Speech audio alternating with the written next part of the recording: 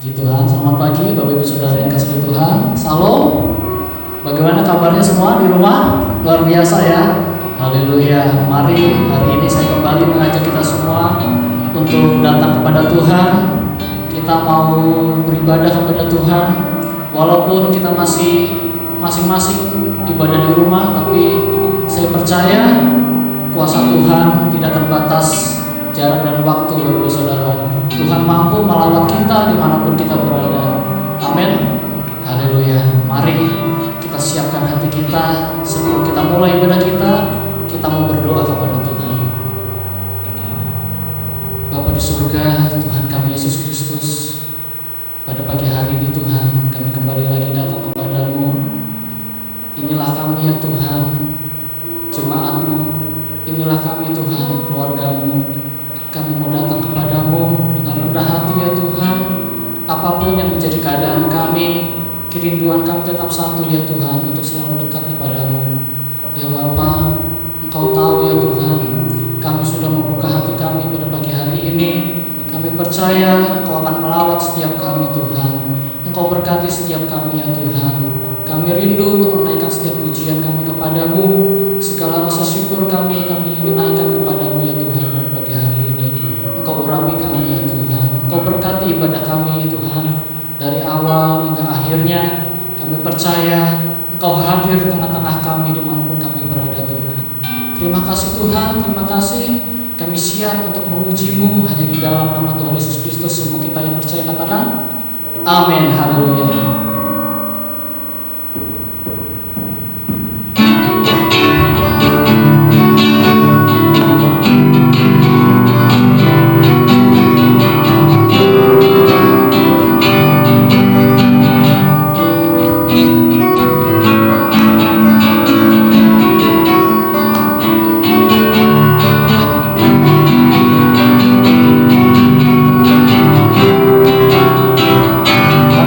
Saudara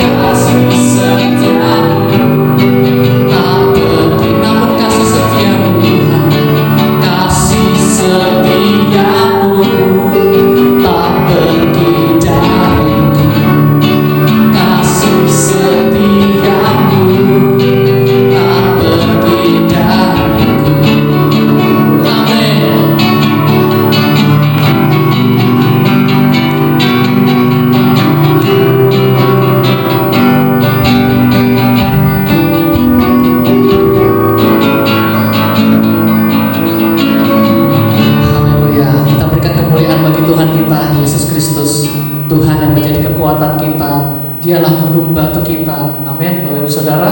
Haleluya. Mari kita datang kepada Tuhan, kita siapkan hati kita. Kita mau masuk ke dalam hadirat Tuhan pagi hari ini, Bapak Ibu Saudara.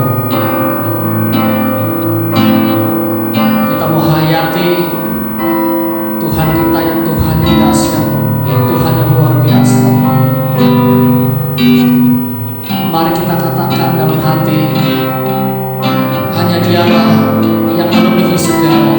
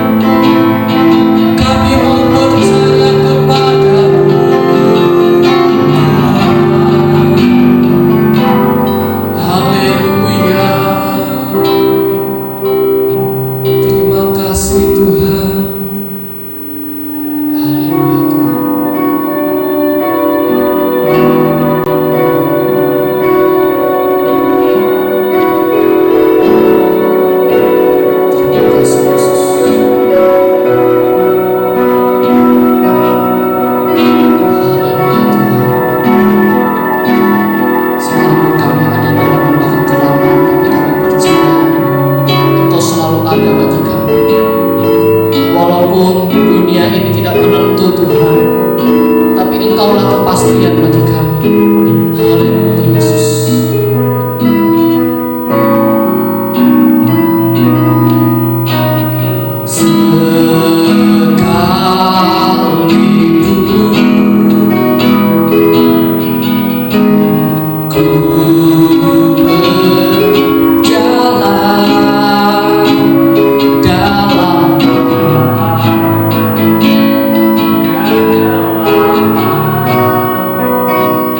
Sekalipun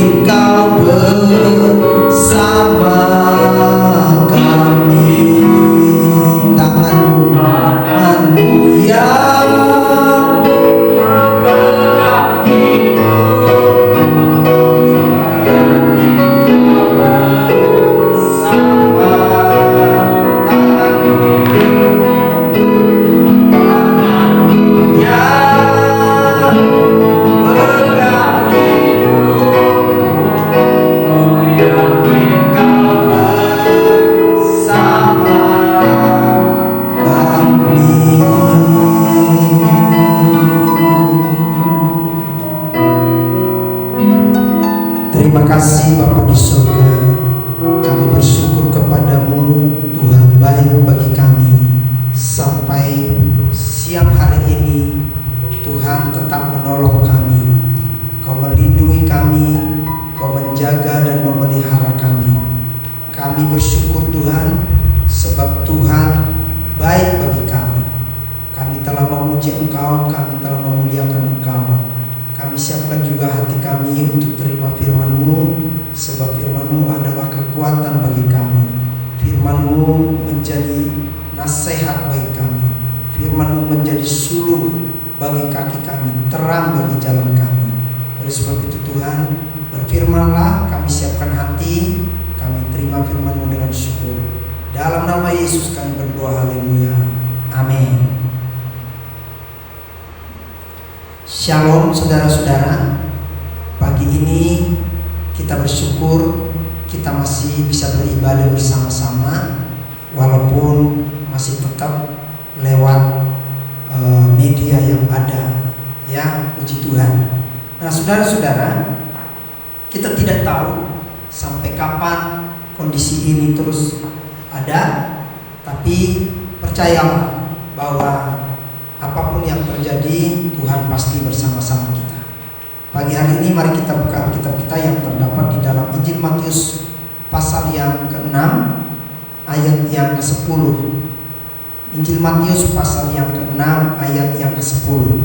Ayat ini cukup pendek, bisa kita baca bersama-sama. Injil Matius pasal yang ke-6 ayat yang ke-10, bagian dari doa yang diajarkan oleh Tuhan Yesus. Mari kita baca bersama-sama ayat ini. Injil Yohanes pasal yang ke-6 ayat yang ke-10. Firman Tuhan berkata demikian. Datanglah kerajaan-Mu, jadilah kehendak-Mu di bumi seperti di surga. Amin. Firman Tuhan pagi ini bertema God will or your will. Kehendak Tuhan atau kehendak-Mu, ya. Tetapi lewat firman Tuhan ini, firman Tuhan berkata, datanglah kerajaan-Mu, jadilah kehendak-Mu di bumi seperti di surga. Saudara-saudara, kalau kita mengurut pasal-pasal dari ayat ini, mulai dari pasal yang ke-5, pasal 6, pasal yang ke-7, ini adalah bagian dari pengajaran Tuhan Yesus waktu Dia berkhotbah, waktu Dia mengajar di atas bukit, yang pada waktu itu Alkitab menulis yang mendengar itu kurang lebih 5.000 orang, yang dihitung laki-laki saja. Jadi saudara-saudara, ada satu bagian yang diajarkan oleh Tuhan Yesus pada waktu itu, bagaimana kalau kita berdoa, ya. Nah saudara-saudara, sebab berdoa itu perlu diajari, ya. Ada banyak orang gak mengerti berdoa, makanya Tuhan memberikan satu format berdoa. Nah, salah satu bagian isi dari doa yang diajarkan oleh Tuhan, yaitu yang terdapat di dalam Matius pasal 6 ayat 10 yang hari ini kita perhatikan dan kita pelajari bersama, yang berkata, datanglah kerajaan-Mu, jadilah kehendak-Mu di bumi seperti di surga.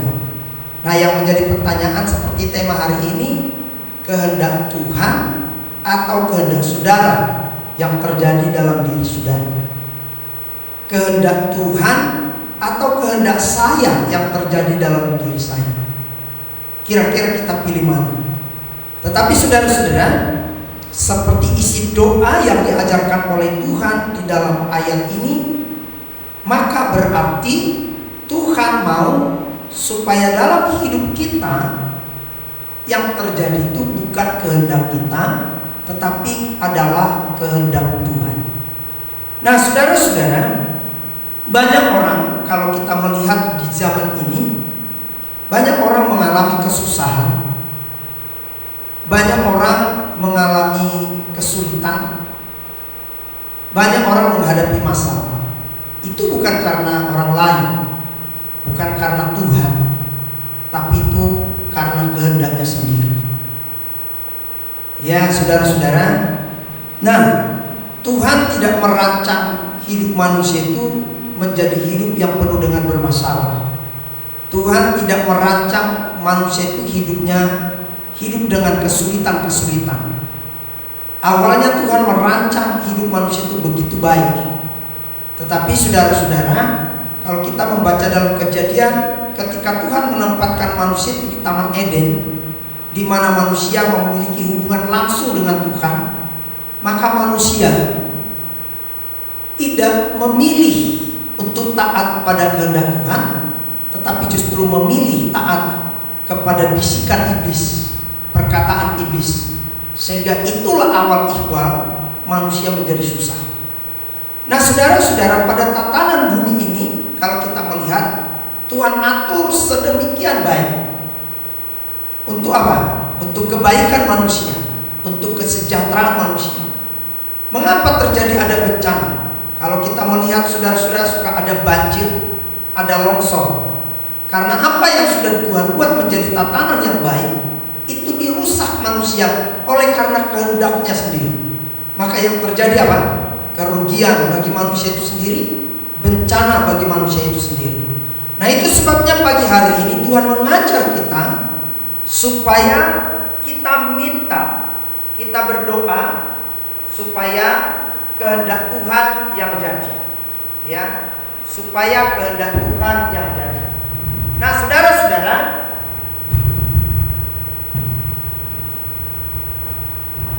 ini perlu menjadi perhatian kita bersama, supaya kehendak Tuhan yang jadi, ya.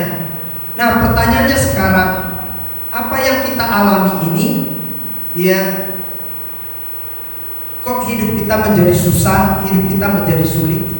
Saya percaya sesuatu, saudara-saudara, di balik semua ini, ya, ada yang diizinkan Tuhan untuk kita alami, supaya kita belajar apa yang menjadi kehendak Tuhan. Nah, kita belajar dari ayat ini. Firman Tuhan berkata, Tuhan mengajar kita, kalau kita berdoa, kita harus berkata, jadilah kehendakmu. Jadilah kehendakmu. Coba saya baca mulai ayat yang ke-9 dari ayat ini. Karena itu berdoalah demikian, Bapa kami yang di surga, dikuduskanlah namamu, datanglah kerajaanmu, jadilah kehendakmu di bumi seperti di surga.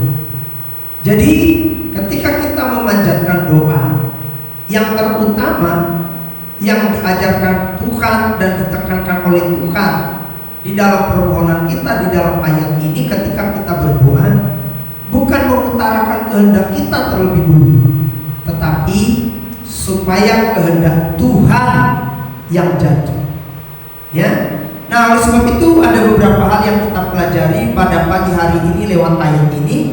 Yang pertama, ketika kita meminta supaya kehendak Tuhan yang jadi, maka yang pertama kita sedang mengizinkan Tuhan melakukan apa saja yang menyenangkan hatinya terhadap kita sebagai miliknya.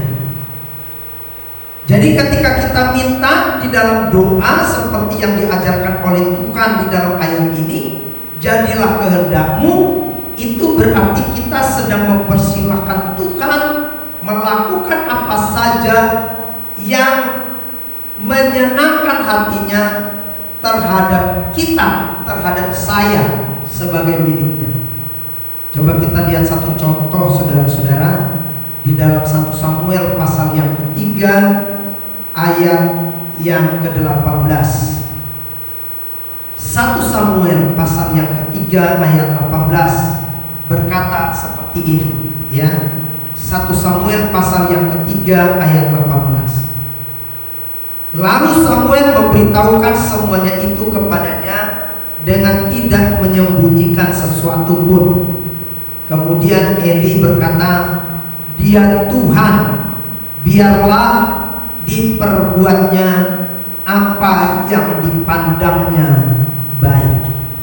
Nah saudara-saudara, ayat ini yang bermula ketika Samuel diserahkan oleh ibunya Hana di rumah Tuhan, yang pada waktu itu ada Imam Eli sebagai pemimpin rohani di Bait Allah di Silo. Nah, saudara-saudara, Samuel yang bertumbuh dalam anak-anak, yang maka sejak kecil, sejak dia masih anak-anak, disitulah Tuhan mulai menyatakan panggilannya terhadap Samuel. Nah, saudara-saudara, Samuel yang masih belia ini, dia tidak mengerti ketika Samuel sedang tidur, Tuhan memanggil dia. Dia tidak tahu kalau yang memanggil itu adalah Tuhan. Sehingga ketika dia terjaga atau ketika dia terbangun dari tidurnya atas panggilan Tuhan pada dirinya, dia mengira yang memanggil itu adalah Imam Eli pada waktu itu. Sehingga ketika pertama kali dia dibangunkan atau dipanggil oleh Tuhan, dia terjaga dari tidurnya, dia segera pergi dan menghadap Eli. Lalu Eli berkata dia tidak memanggil dia. Lalu dia kembali tidur. Kedua kali dia juga mendengar lagi panggilan Tuhan, saudara-saudara.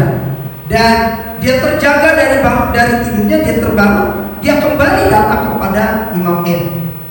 Dan Imam Eli berkata sama seperti perkataan yang pertama, dia tidak memanggil Samuel. Lalu dia tidur lagi, saudara-saudara. Maka ketiga kalinya ketika Tuhan memanggil Samuel dan dia terjaga dan dia bangun dari tidurnya, dia menghadap Imam Eli. Nah, disitulah baru Imam Eli menyadari bahwa Tuhan memanggil Samuel. Maka ketika Samuel datang dan memberitahukannya kepada Imam Eli, maka dia berkata, dia Tuhan, biarlah diperbuatnya apa yang dipandangnya baik. Nah, saudara-saudara, apa yang terjadi yang dialami oleh Samuel atas panggilan Tuhan kepada Samuel di usianya yang masih belia, itu artinya Tuhan hendak memberitahukan rencana. Tuhan hendak menyatakan kehendaknya atas seluruh orang Israel. Maka ketika Tuhan menyampaikan itu kepada Samuel dan Samuel memberitahukan itu kepada Eli sebagai imam, maka Eli berkata, dia itu adalah Tuhan, biarlah diperbuatnya apa yang dipandangnya baik. Nah, saudara-saudara, Imam Eli mengerti, dia menyadari benar sampai di usianya yang sudah usul, dia tetap melayani Tuhan. Dia tahu persis siapa Tuhan yang dia sembah. Dia mengerti benar apa yang dilakukan Tuhan itu pasti yang terbaik. Itu sebabnya ketika Tuhan hendak menyampaikan sesuatu kepada Samuel, ketika Tuhan memanggil Samuel dan ingin memberitahukan segala kehendaknya, maka Imam Eli mengatakan, biarlah diperbuatnya apa yang dipandangnya baik. Artinya, saudara-saudara, Imam Eli ingin mempersilahkan Tuhan menyampaikan dan ingin melakukan apa saja yang dikehendakinya lewat Samuel, karena dia tahu setiap rancangan Tuhan, setiap kehendaknya pasti baik. Nah, oleh sebab itu saudara-saudara, Tuhan Yesus mengajar kita kalau berdoa, kita berkata, Tuhan, jadilah kehendak. Nah, saudara, pada umumnya kalau kita berdoa, yang paling pertama seringkali yang kita utarakan itu adalah kehendak kita sendiri. Kita menyampaikan permohonan atas kehendak kita sendiri, dan seringkali kita mengesampingkan untuk mengizinkan Tuhan menyatakan kehendaknya pada kita. Itu sebabnya pagi hari ini lewat doa ini, lewat firman Tuhan ini, kita diingatkan seharusnya yang paling utama kita minta Tuhan mempersilahkan Dia melakukan kehendaknya atas diri kita. Karena kalau itu terjadi, maka itu pasti menyenangkan hati. Saudara-saudara, ini yang pertama. Yang kedua, ya, kalau kita mengizinkan Tuhan melakukan kehendaknya atas hidup kita, maka apa yang diperbuat Tuhan harus kita terima dengan senang hati dan kita menjadi puas. Ya, saudara-saudara, banyak orang seringkali hidupnya tidak merasa puas. Karena apa? Karena kehendaknya tidak tercapai, karena keinginannya tidak terkabulkan, karena yang dia cita-citakannya menurut dia tidak berhasil. Malah dia bilang gagal total. Saudara-saudara, nah, tetapi bagi orang yang percaya, justru kalau kehendak Tuhan terjadi dalam diri kita ketika kita minta dan kita mengizinkan itu terjadi dalam diri kita, seharusnya apapun yang menjadi kehendak Tuhan ketika itu terjadi dalam hidup kita, kita harusnya senang dan merasa puas untuk itu semua. Saudara-saudara, banyak sekali ya, kalau kita lihat orang Israel ketika berangkat dari Mesir menuju Kanaan, Tuhan sudah memberitahukan mengapa Tuhan membawa orang Israel berjalan dari Mesir menuju Kanaan lewat padang gurun. Itu dengan rinci yang jelas, dengan satu program, ya, dengan satu rencana yang jelas. Sebelumnya Tuhan sudah beritahu.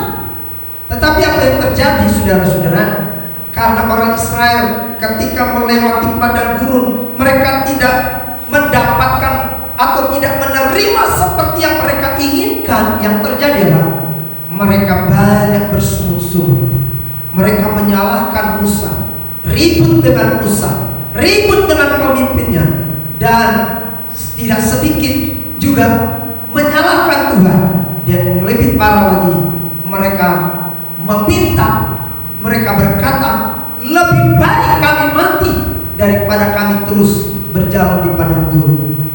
Saudara-saudara, dalam hidup kita, terlebih di saat-saat yang sulit sekarang, sepertinya kita berkata, semua apa yang aku pikirkan, semua yang aku rancang, semua yang aku sudah buat gagal total.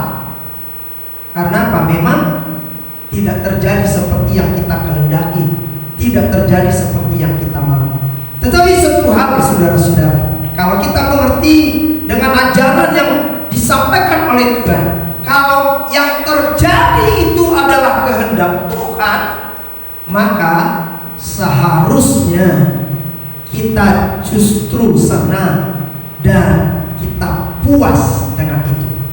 Saudara-saudara, coba kita lihat di dalam Mazmur 17 ayat yang ke-15. Mazmur pasal 17 ayat yang ke-15. Firman Tuhan berkata seperti ini. Mazmur 17 ayat 15. Firman Tuhan berkata begini, ya. Tetapi aku dalam kebenaran akan kupandang wajah, dan pada waktu bangun aku akan menjadi puas dengan rupamu.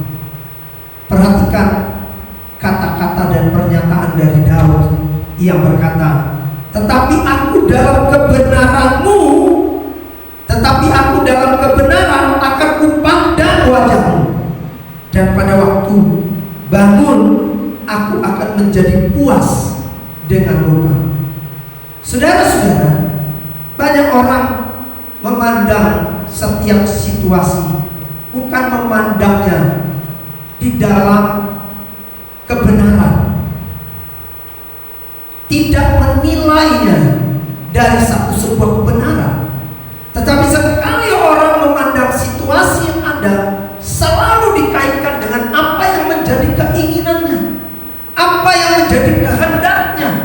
Itu sebabnya setiap situasi kalau kita pandang dan kita menilai atas apa yang menjadi kehendak kita, pasti yang terjadi ada ketidakpuasan dalam diri kita. Tetapi Daud, saudara-saudara, ketika dia memandang Tuhan dalam satu kebenaran, maka dia berkata ketika dia bangun, dia memandang rupa Tuhan dan dia menjadi puas. Apa arti kata memandang rupa Tuhan? Saudara-saudara, dia tahu bahwa ketika dia bangun, dia masih diberi nafas. Maka ketika dia bangun, biarlah jadi kehendak Tuhan. Maka ketika dia mengerti bahwa kalau dia bangun atas kehendak Tuhan, maka disitulah ada kepuasan yang terjadi, yang dia terima. Saudara-saudara, ini perlu kita sadari supaya dalam menilai segala sesuatu yang ada, tidak selalu kita menilainya atas apa yang kita rancang, atas apa yang menjadi kehendak kita, atas apa yang menjadi keinginan kita. Tetapi biar kita belajar, kita boleh memandang segala sesuatu atas sebuah kebenaran yang dilakukan oleh Allah, atas kehendaknya. Dan kalau itu terjadi atas kehendaknya, maka disitulah kita akan melihat wajah Tuhan sedang berbuat yang terbaik, dan kita pasti puas. Puji nama Tuhan. Saudara-saudara, yang ketiga, kalau kita mengizinkan dan kalau kita bermohon dan berdoa sama Tuhan, kita berkata, datanglah kerajaan-Mu, jadilah kehendak-Mu di bumi seperti di surga. Yang ketiga, kalau kehendak Tuhan yang terjadi.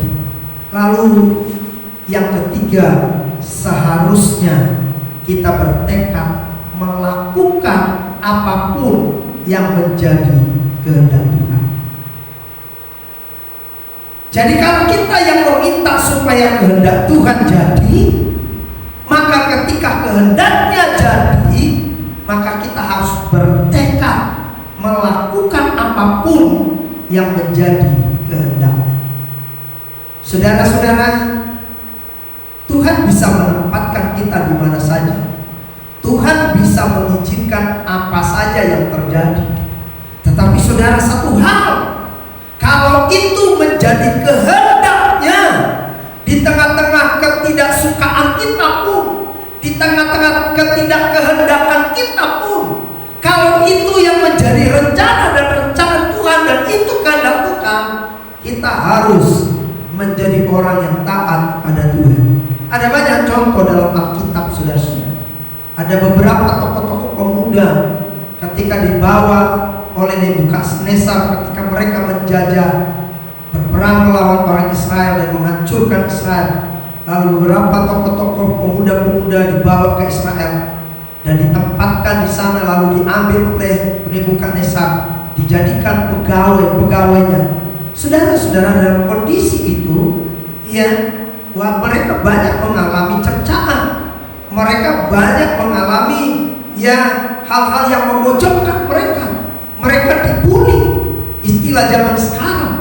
Tapi dalam kondisi seperti itu, anak-anak muda Daniel, Sadrak, Mesak, Abednego, mereka tahu ketika Tuhan berkehendak berbuat apapun dalam hidup mereka, maka di situ mereka tetap bertekad untuk melakukan kehendak Tuhan, sehingga berbagai macam cobaan, sehingga berbagai macam resiko kehidupan yang mereka hadapi, mereka tidak pernah mundur, mereka tetap kokoh di dalam iman mereka, dan mereka tidak goyah, tetapi mereka terus mencintai dan mengasihi Tuhan.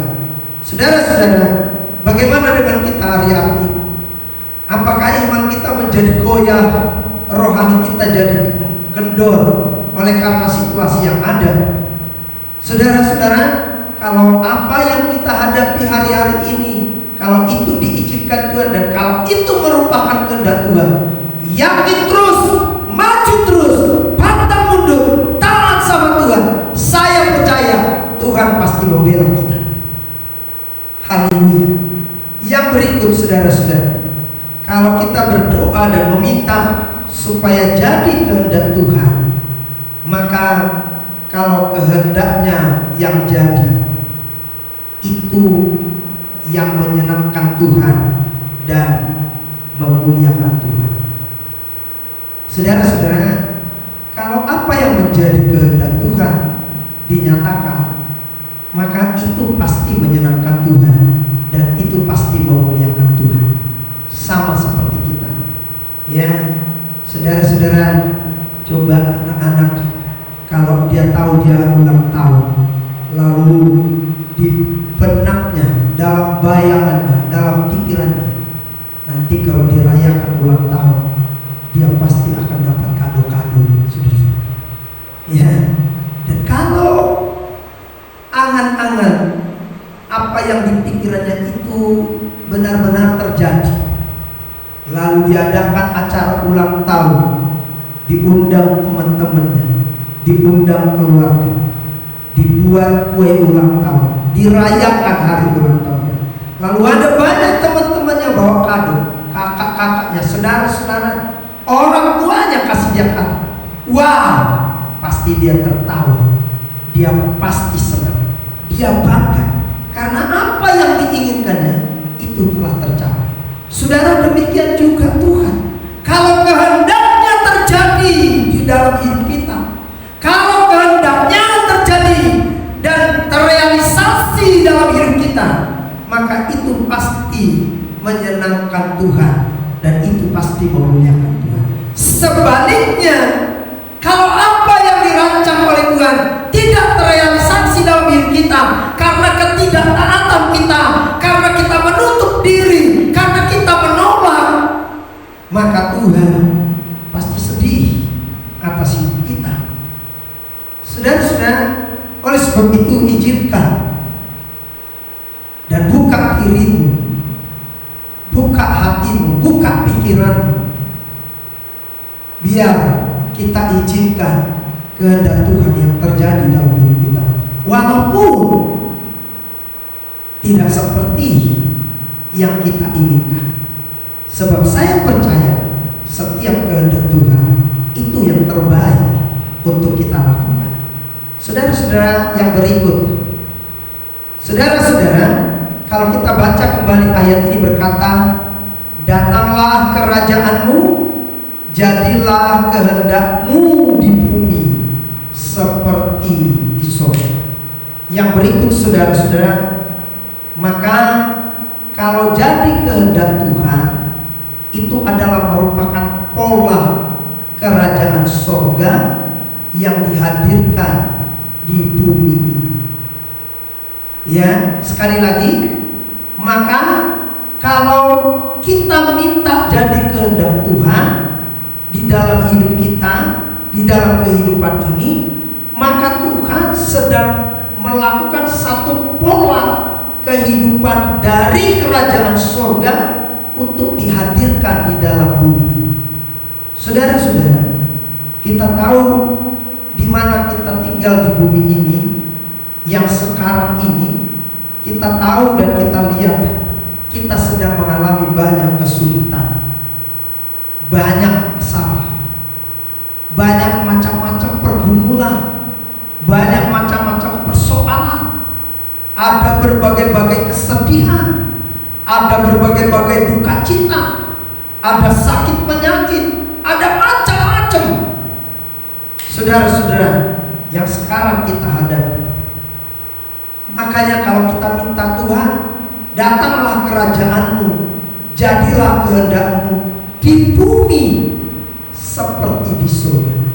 Itu artinya kita sedang meminta pola kehidupan yang di surga supaya dihadirkan oleh Tuhan di bumi ini di mana kita sedang berada. Nah, oleh sebab itu saudara-saudara, kalau itu terjadi, saya percaya situasinya, ya keadaannya dalam hidup kita itu pasti berbeda dengan orang lain. Karena di tengah-tengah kesulitan yang ada, kalau pola kehidupan surga bisa dihadirkan dalam hidup kita, saya percaya di surga itu adalah tempat yang penuh dengan damai.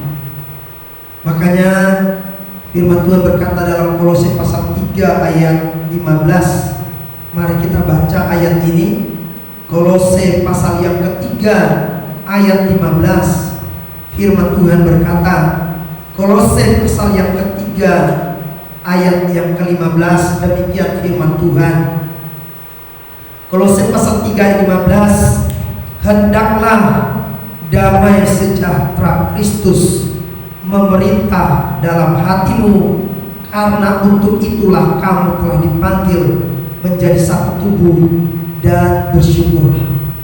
Hendaklah damai sejahtera Kristus memerintah dalam hatimu, karena untuk itulah kamu telah dipanggil menjadi satu tubuh, dan bersyukurlah.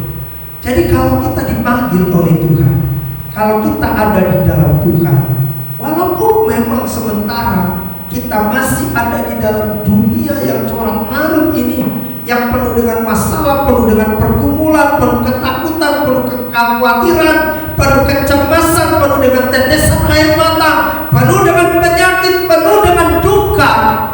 Kalau kita bisa minta dan Tuhan menurut, dan Tuhan mau mengizinkan pola kehidupan sorga, Dia turunkan, Dia hadirkan dalam kehidupan kita sementara kita di dunia ini, maka saudara, damai sejahtera Tuhan akan memerintah kita. Amin. Bukan sebaliknya, kondisi keadaan bumi ini yang justru merasuki hidup kita. Saudara-saudara, itu sebabnya apa yang diajarkan oleh Tuhan ini, tentu ini satu hal yang penting, hal yang perlu juga kita minta, supaya pola kehidupan surga itu bisa kita nikmati sementara kita di dunia ini, untuk terus berjalan mengikut Tuhan. Yang terakhir, saudara-saudara, kalau kita mau mewujudkan ini dalam doa kita berkata, Tuhan, datanglah kerajaan-Mu, jadilah kehendak-Mu di bumi seperti di surga.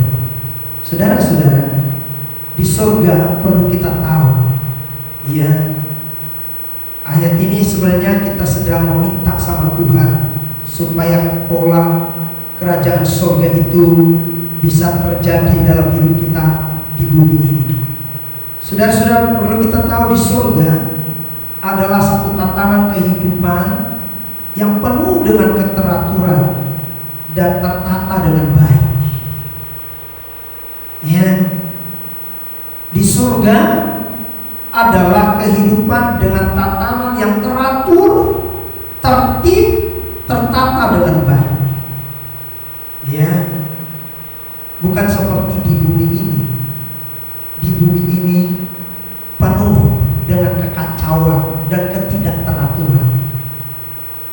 Dibuat peraturan, tidak taat pada peraturan. Dibuat peraturan, justru dilanggar peraturan, sehingga menjadi tidak teratur.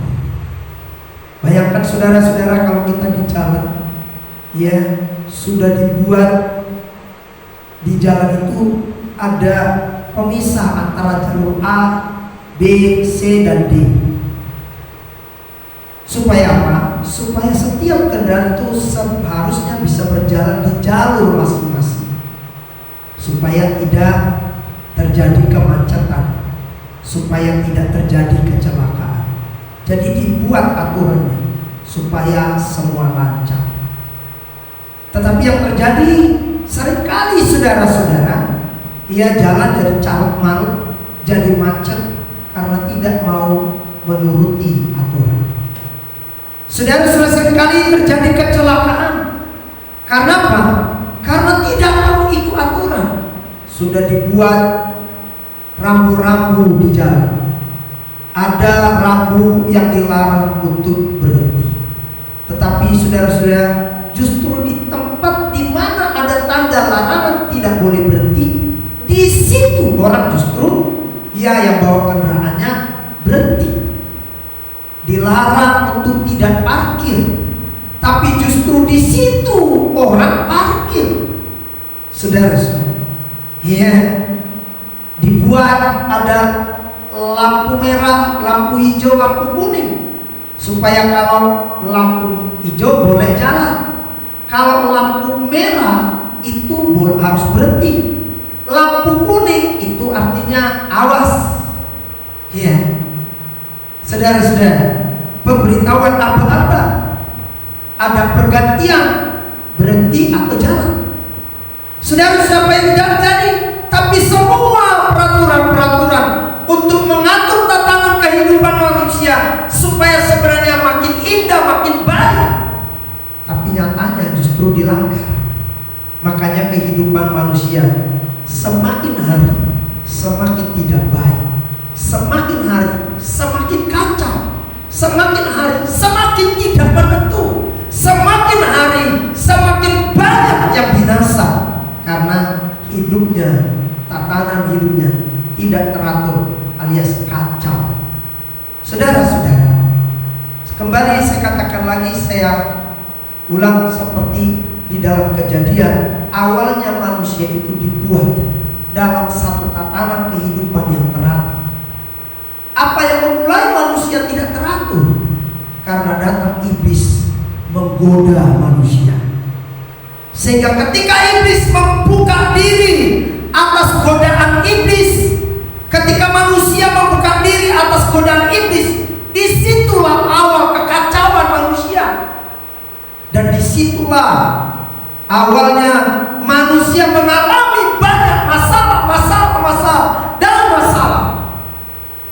Saudara-saudara, itu sebabnya ketika Tuhan datang ke dalam dunia ini, Dia mengajar kita supaya kita mohon pada Tuhan, supaya jadilah kehendak-Nya seperti di surga, supaya datanglah kerajaan-Nya dan jadilah kehendak-Nya di bumi seperti di surga. Di surga adalah satu pola kehidupan dan tatanan kehidupan yang teratur dan tertib. Mari saudara-saudara, saya mengajak kita untuk kita membangun kehidupan dan pola yang seperti ini. Kalau ingin kehidupan kita lebih baik dan kita boleh merasakan pola kehidupan di surga, suasana di surga, damai dari surga, itu bisa kita rasakan. Ini harus kita terus taruh dalam hidup kita. Supaya apa? Supaya kita bisa menikmati berkat dan pertolongan Tuhan. Saudara-saudara, ya dimanapun orang kalau gak tertib pasti gak disukai.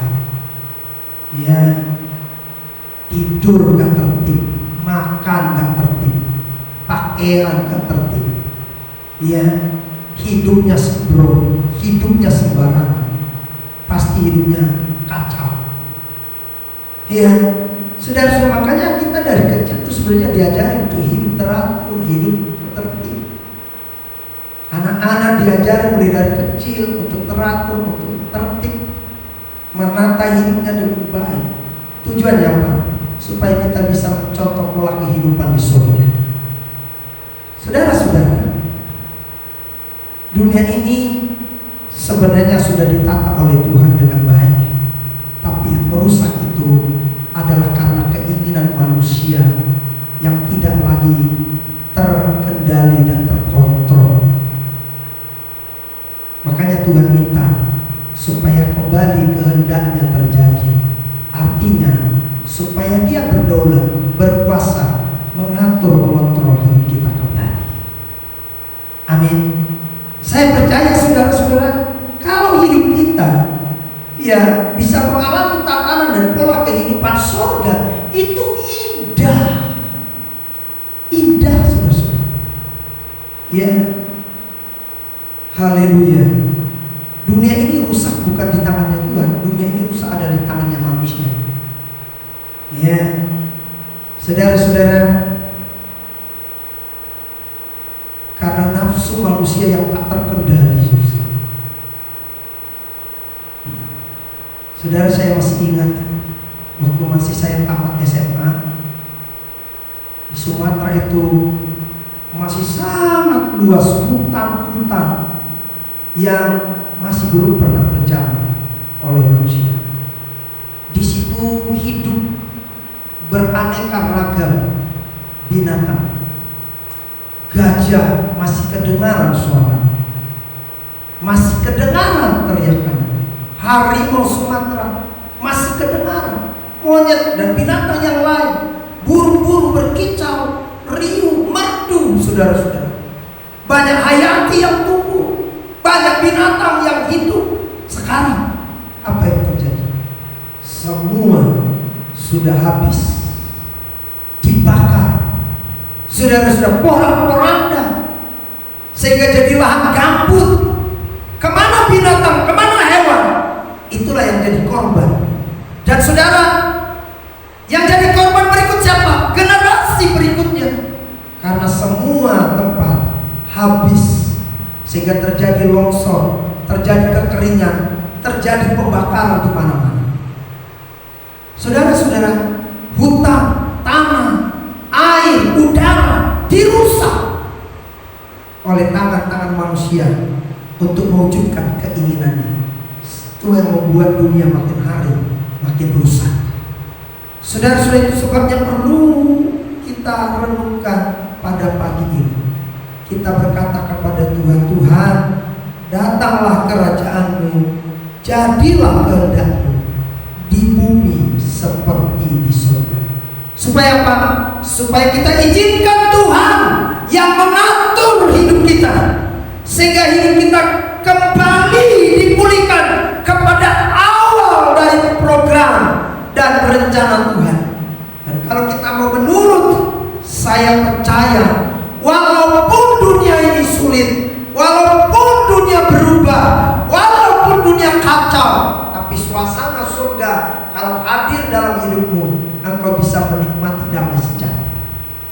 Saudara-saudara, contoh yang terakhir, ya, ketika Sadrak, Mesak, Abednego, ketika ketiga pemuda ini diperhadapkan satu pilihan yang berat untuk tidak taat menyembah ya kepada patung yang didirikan oleh Nebukadnezar.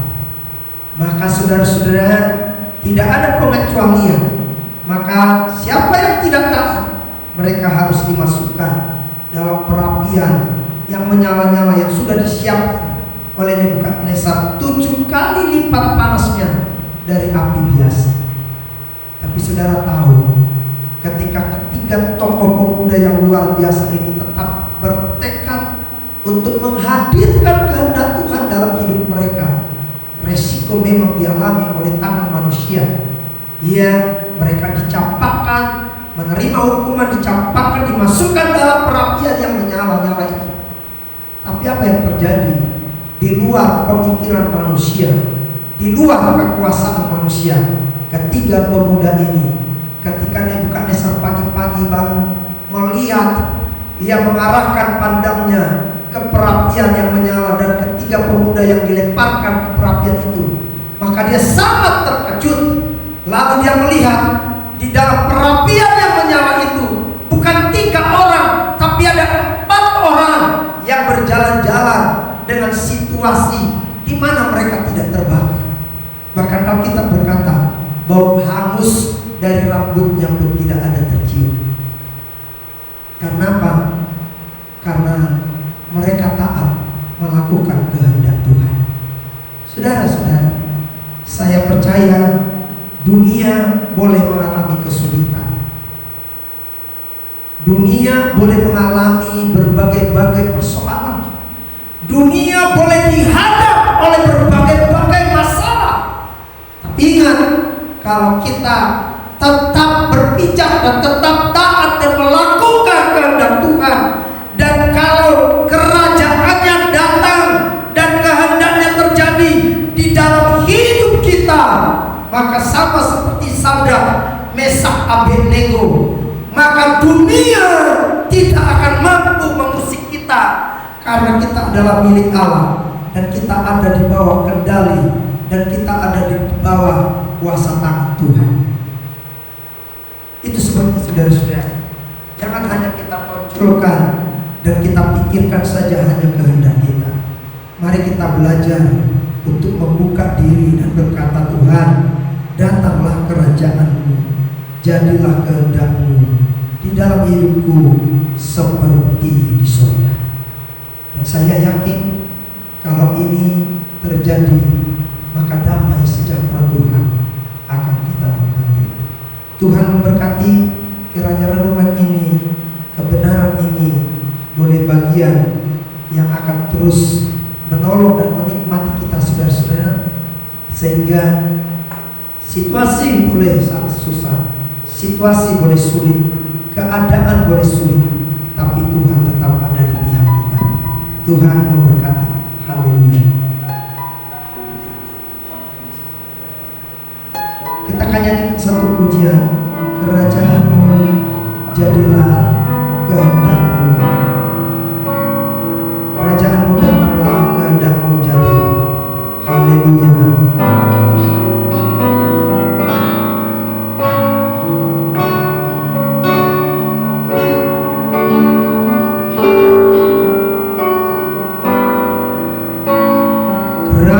Kerajaan-Mu datanglah, kehendak-Mu jadilah di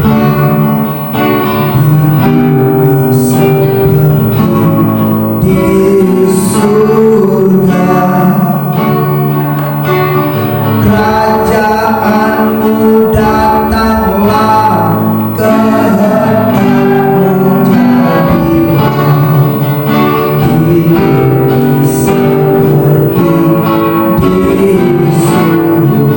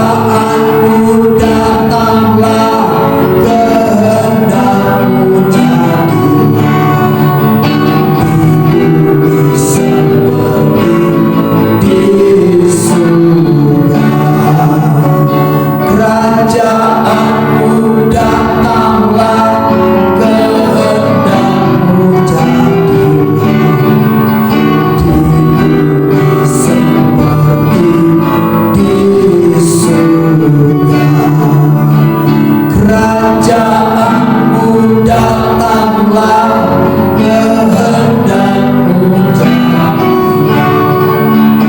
di bumi seperti di surga.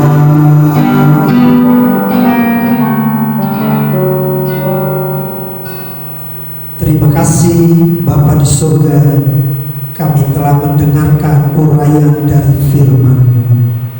Tuhan, biarlah kehendak-Mu jadi dalam hidup kami, bukan kehendak kami.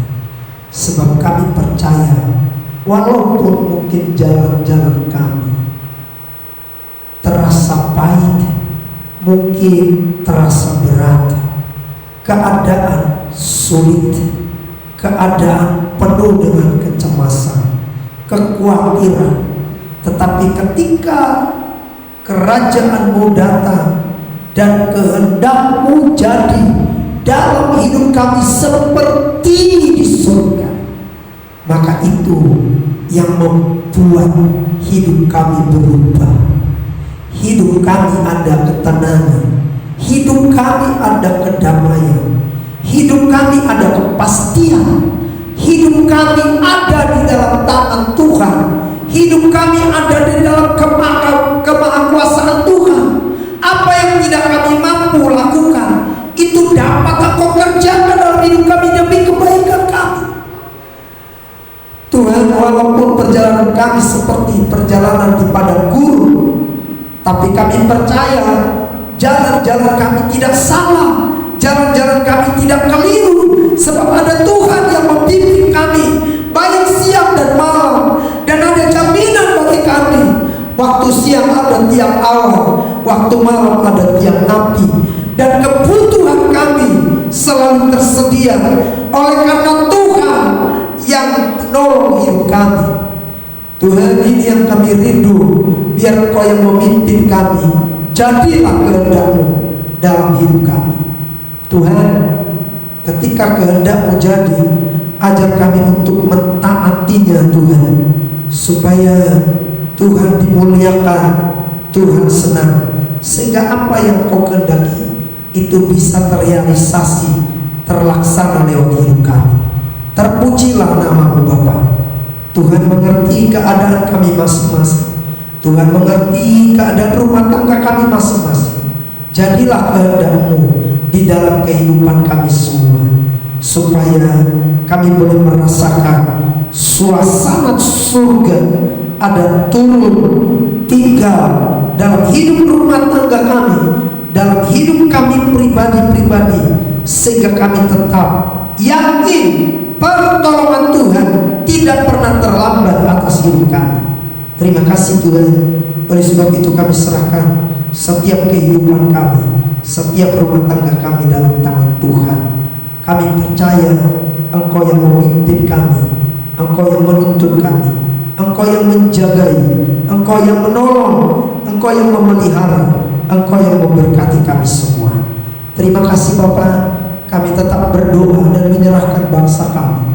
Apapun yang terjadi atas bangsa kami, jadilah kehendak-Mu atas bangsa kami, supaya bangsa kami boleh sujud kepada Engkau, boleh mengenal Engkau, boleh memahami kekuasaan Tuhan, bahwa tidak ada yang seperti Engkau, dan semua bangsa ini boleh memanggil Engkau dan memuliakan Tuhan. Terima kasih Tuhan Yesus. Kami percaya Tuhan tak mampu memulihkan bangsa kami. Tuhan, terpujilah nama-Mu. Kami syukuri firman-Mu. Haleluya. Bapa di surga, kami membawa persembahan kami kepadamu. Kami angkat persembahan kami. Tuhan, berkati persembahan ini supaya menjadi kemuliaan bagi Tuhan. Apa yang kami tabur, Tuhan Engkau memberkati, sehingga kami tidak pernah kekurangan, tetapi melimpah dengan berkat Tuhan. Kami memberi dalam nama Tuhan Yesus. Kami berdoa dan mengucap syukur. Haleluya. Saudara-saudara, mari kita buka hati kita. Kita terima berkat dari Tuhan. Saudara-saudaraku terkasih, terimalah berkat anugerah dari Allah Bapa, cinta dan kasih dari Tuhan kita Yesus Kristus, serta persekutuan yang manis dari Allah Roh Kudus yang akan menolong serta memberkati kita mulai siang hari ini sampai Tuhan Yesus datang kali yang kedua. Doa berkat ini kami terima dalam nama Tuhan Yesus. Kami berdoa dan mengucap syukur. Haleluya. Bapa, terima kasih. Bapa, terima kasih. Bapa, terima kasih. Bapa di dalam surga, ku berterima kasih. Amin.